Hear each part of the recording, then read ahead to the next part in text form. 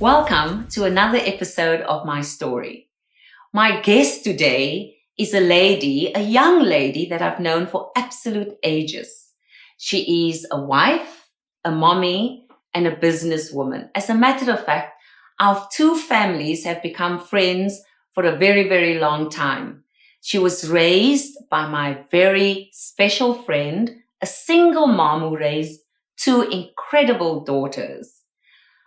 Welcome to the set of my story, Robyn Gamble.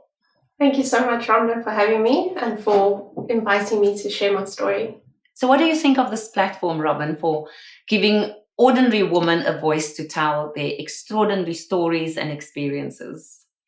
I think every woman has a unique story, and I think it's a wonderful platform that you've created to let ordinary women, I'm an ordinary woman, just to come and share their story.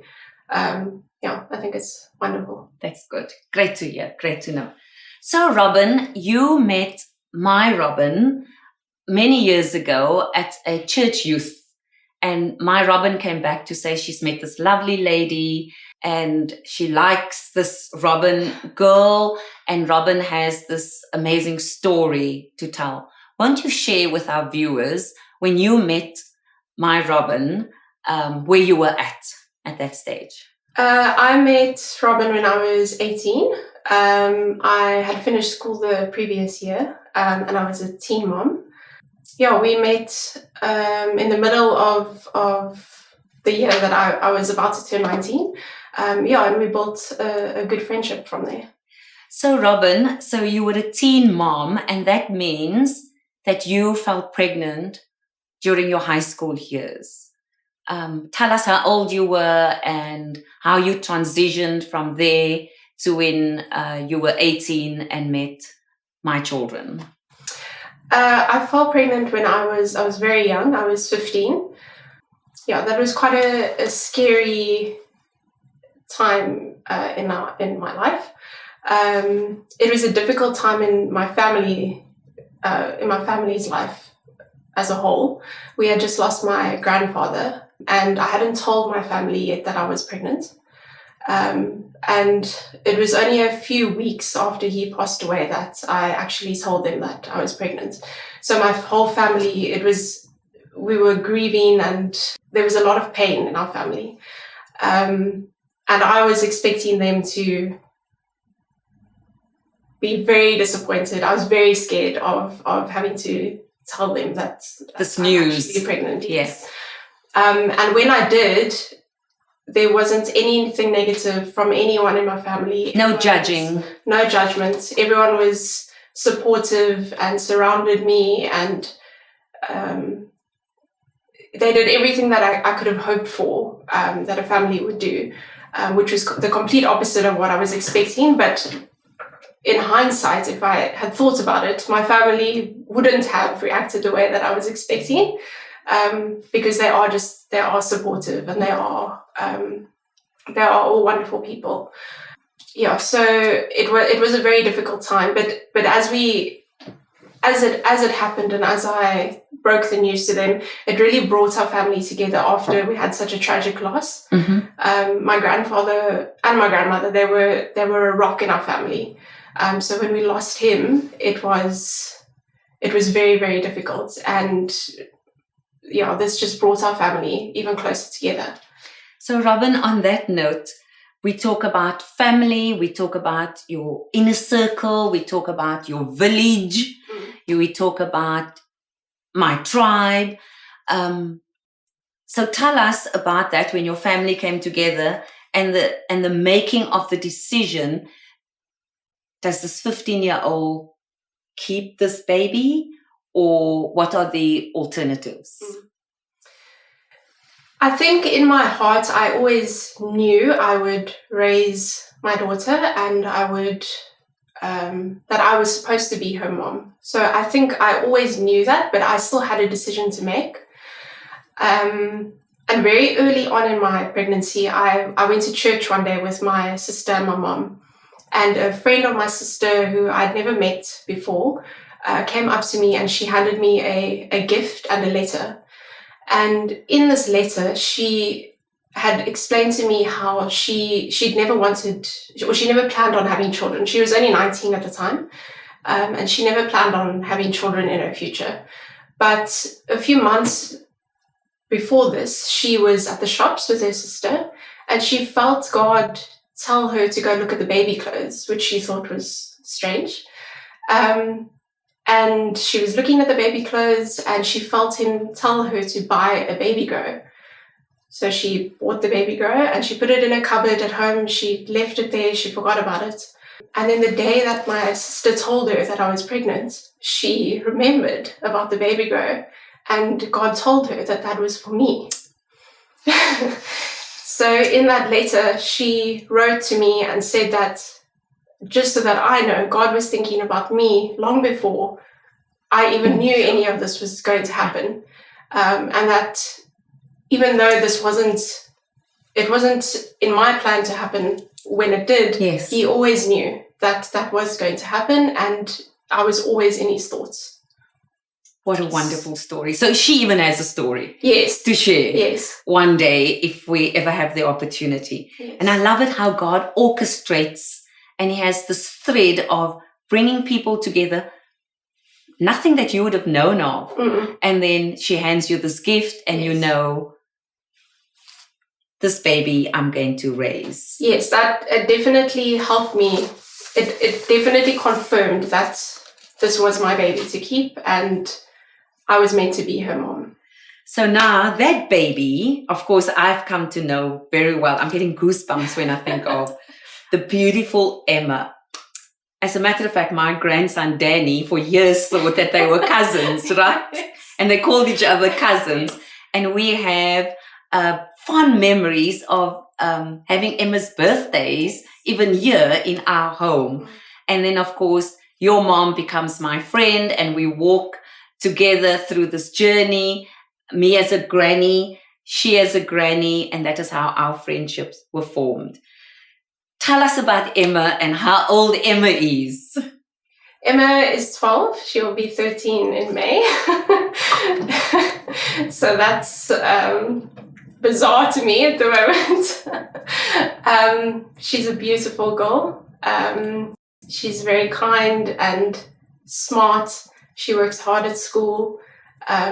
She's very unique, and Emma's this creative yes, being. yes, Because you come from a very creative family. I mean, your mom has done all our wedding flowers, our special birthday events flowers.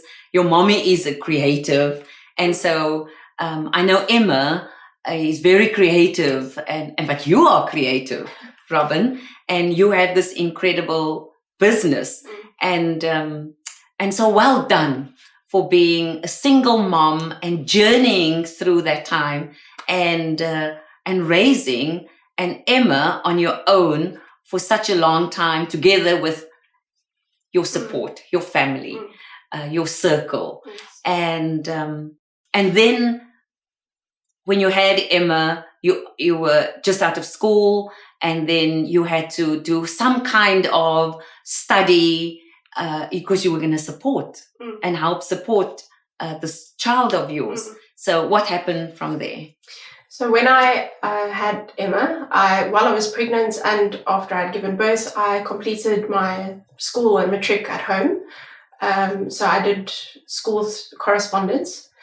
And after that, I did a pastry course, just a short pastry course where I learned to bake. I'd always loved cooking and baking, but I think it was through making things for Emma's first birthday and baking at home with her that I realized that this was actually something I wanted to do. So I studied a short course, and I started working in a bakery shortly after that. And then soon after that, I started my own business from home. So tell us about your business, what it's called, and what you did. I started with very little money.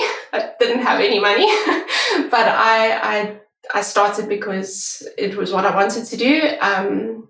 With my husband now encouraged me to go for it and to start. My business's name is Shake and Bake, and I bake cakes and wedding cakes, cupcakes for different events. birthdays, and things like that. And this family, our family, we've even utilized your services on numerous occasions. You do specialty cakes. Yes. And then tell us, you spoke about your husband. So tell us about your husband and what's happened since then. Well, I actually met my husband through your daughter, Robyn. So we met when I just turned 21.